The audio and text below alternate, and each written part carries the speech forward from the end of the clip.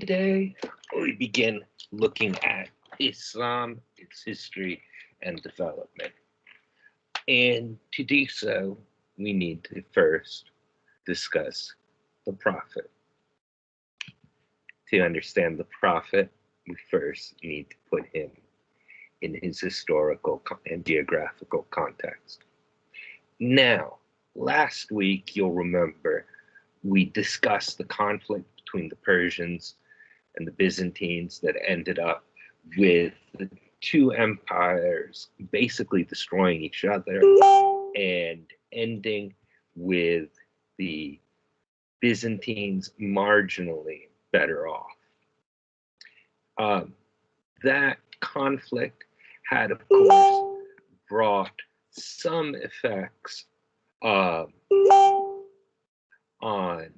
the people of Arabia.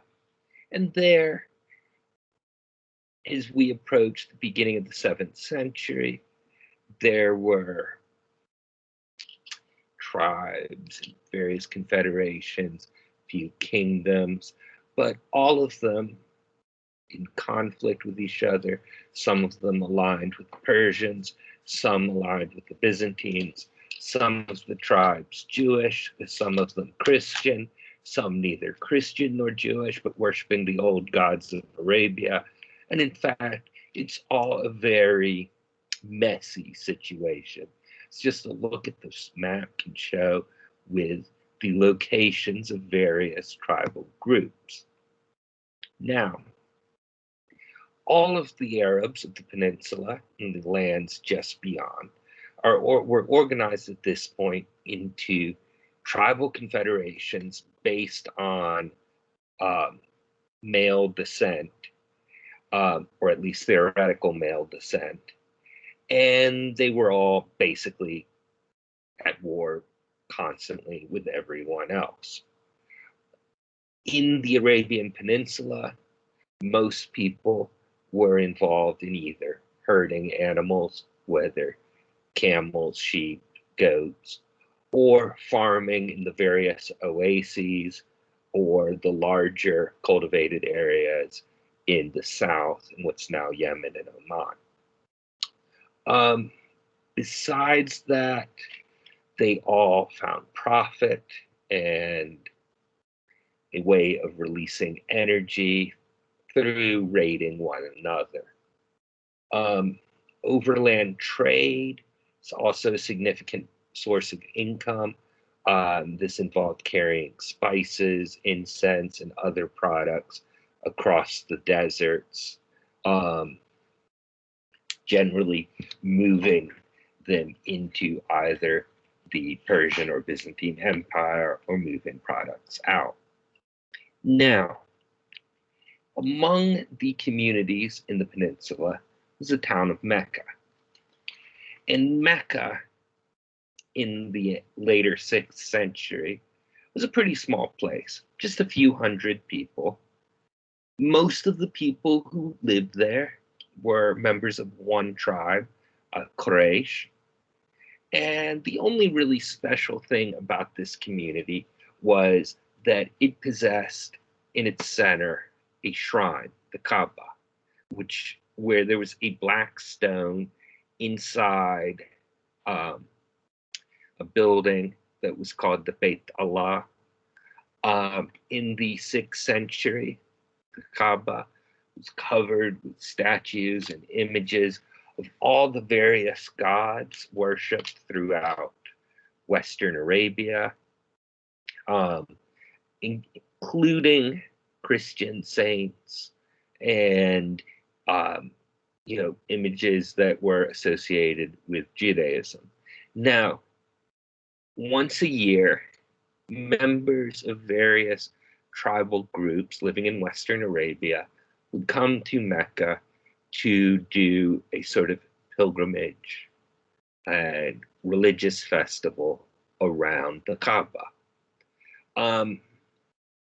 Other than that, there wasn't anything particularly special about the place, besides being involved in the trade related to the religious festivals. Meccans were involved in long distance trade, down the entire length of the Arabian Peninsula, um, along the western side, from Yemen and all the way north into what's now Syria. Now, in this town, in the year 570, the year known as the Year of the Elephant, because that was the time when the army of Aksum, Ethiopia, led by Abraha, had come north with its elephant forces. A child was said to have been born in Mecca named Muhammad. His father, Abdullah, was from the clan of Banu Hashim, the Hashemites, of the tribe of Quraysh. Now, Abdullah died before his son was born, and Muhammad's mother, Amina, would die while he was a child. So Muhammad, as an orphan, went to live with his uncle, a man named Abu Talib, and was raised in the household of Abu Talib.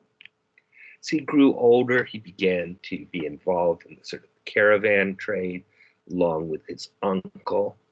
As a teenager, he's supposed to have traveled north into Syria, where, according to one account, he met a Christian monk named Bahira, who identified him as a prophet of God.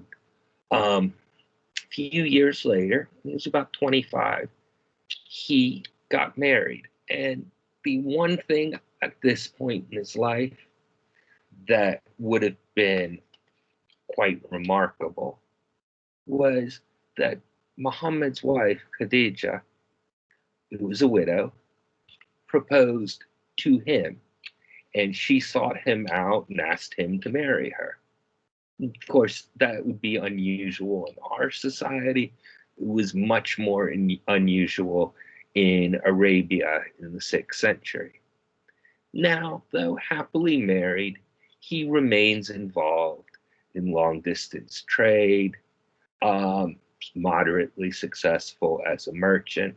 And other than the fact that his wife had proposed to him, probably the only thing that would have marked him out as anything special at this point was the fact that he liked to go out into the desert to meditate and be alone with his thoughts.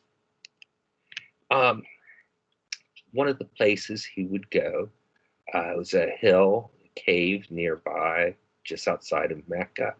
And he had gone up and he was sitting in a cave one day in the year 610 of our calendar when he had a vision of the angel Gabriel, or Gabriel, as he's known in Christian tradition, who told him to read. He said, "I cannot read." Gabriel insists, and he tells him, "Read in the name of your Lord who created man from a clot. Read, and your Lord is the most generous, who taught by the pen, taught man that which he knew not." And he has this feeling he's been speaking to an angel. Afterwards, he's a little confused, as I think anybody would be. And he goes back home and he tells Khadija what had happened to him, how he thought an angel had come and spoken to him, and the words the angel had said to him. She also, this is very interesting, and takes him to see her cousin, a man named Waraka ibn Nawfal, who is supposed to have been a priest of the Christian religion. And Waraka sits with Muhammad and Khadija and listens to what has happened and looks at how Muhammad is reacting. And he basically, Muhammad wants to know, is he going crazy? Is Muhammad in the process of losing his mind, or is this something real? And if it's real, is it some sort of evil spirit, or is it actually divine spirit? And Waraka assures him that no, he is not going crazy, and no, this is not an evil force speaking to him, but this is a true divine revelation. Oh, Muhammad doesn't really tell more people, but he has a few more visions and gets more verses, but he doesn't really share it. However, 3 years later, 613, he finally begins speaking publicly about what these revelations he's received.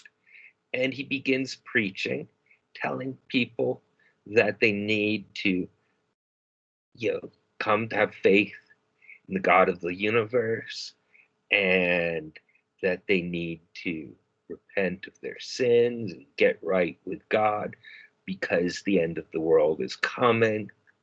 Um, and in his preaching, few people begin to follow him. The first person, so the first Muslim, will be his wife Khadija.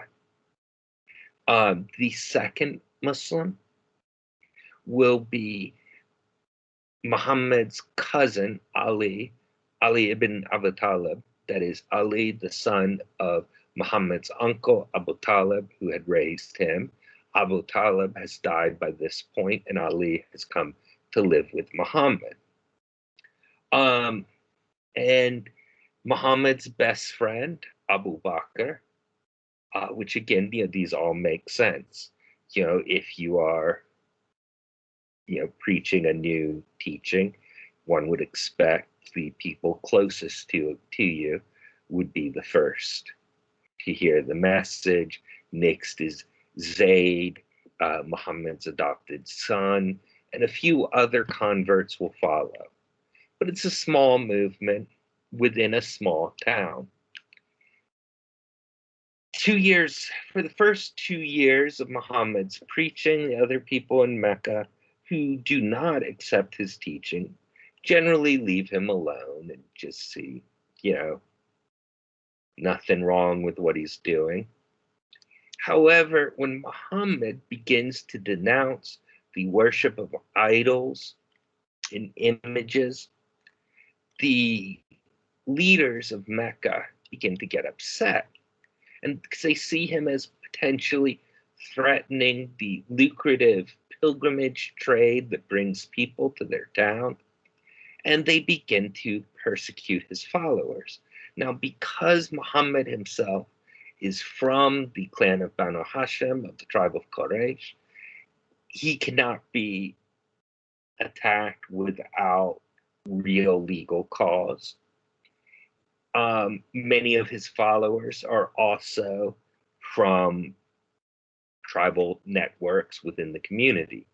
So they go after the weaker members of the community, the people who are enslaved and have joined the new religious movement. So, for instance, Sumaya bin Khabab, who is the slave of a leading Meccan merchant, Abu Jahl, is killed by her master with a spear when she refuses to denounce Muhammad, and becomes the first martyr of Islam.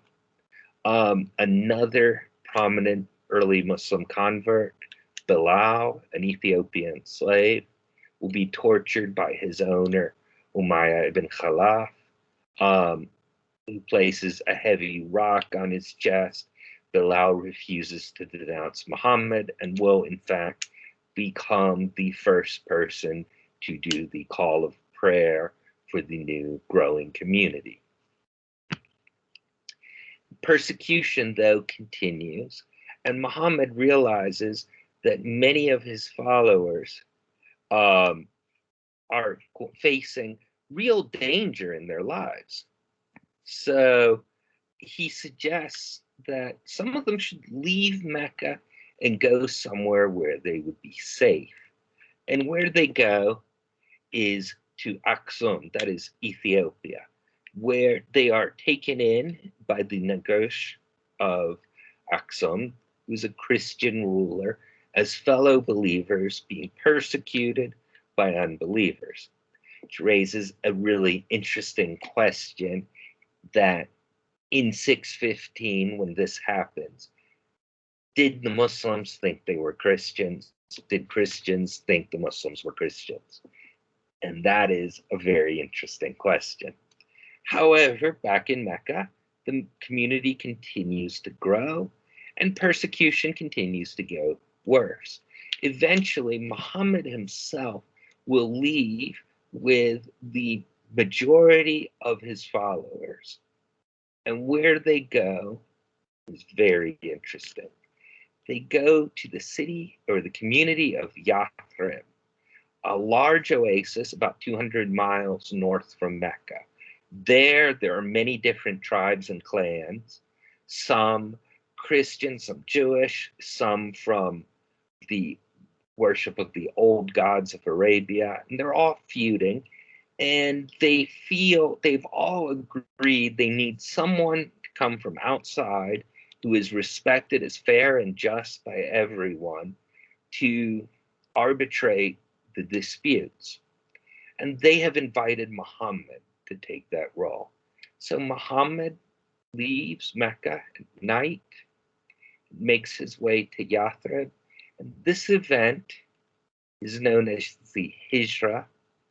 The Hijra from Mecca to Medina or to Yathrib will mark day one, year one of a new Islamic calendar, because this is when Islam really comes into existence. Soon, Muhammad is the ruler of Yathrib. Yathrib will develop a nickname, Medinat an-Nabi, or the city of the Prophet, or Medina for short. There, Muhammad's following increases. Muhammad preaches that Muslims should treat both Christians and Jews with respect, for they also have revelations from the God of the universe, even if they don't always follow them exactly or are confused on some of the details. There are conflicts between the communities in Medina. Sometimes the Muslims take sides. And some of these conflicts are quite violent. For instance, when the Banu Qurayza are defeated by the Muslims and their allies, the adult men of the Banu Qurayza are killed, and the surviving members of the tribe are taken as slaves and divided between the victors. This is the way things are done in Arabia in the 620s. Now, while Muhammad's power in Medina is growing, he is also in conflict with the people of Mecca. And there are regular battles and ambushes by his followers of the caravan trade going into Mecca. These culminate at the Battle of the Trench in 627 when the Meccans are defeated. Now, this will lead to a change in the relationship between Muhammad and the people of Mecca. Muhammad is invited to return to Mecca, and in 630 he comes back home, establishing his rule over the city. He leads a great pilgrimage, Hajj, with all the Muslims. They remove all the idols and images from the Kaaba, purifying it and turning it into an Islamic religious site. At the same time, messengers go out from Mecca and Medina in the name of Muhammad, calling all the tribes of Arabia to recognize Muhammad as their leader and to accept this new religion of Islam. And in just a very short time, 630, 631, and 632, all the tribes of the Arabian Peninsula recognize Muhammad as their leader.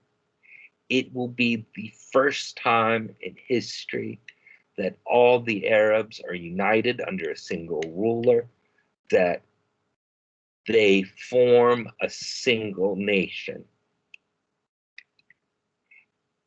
And what happens from there, we shall see, because they are accepting more than just a political leadership. They are, at least in theory, accepting a new religion. But what is the new religion that they are accepting? And that we'll discuss in the next bit.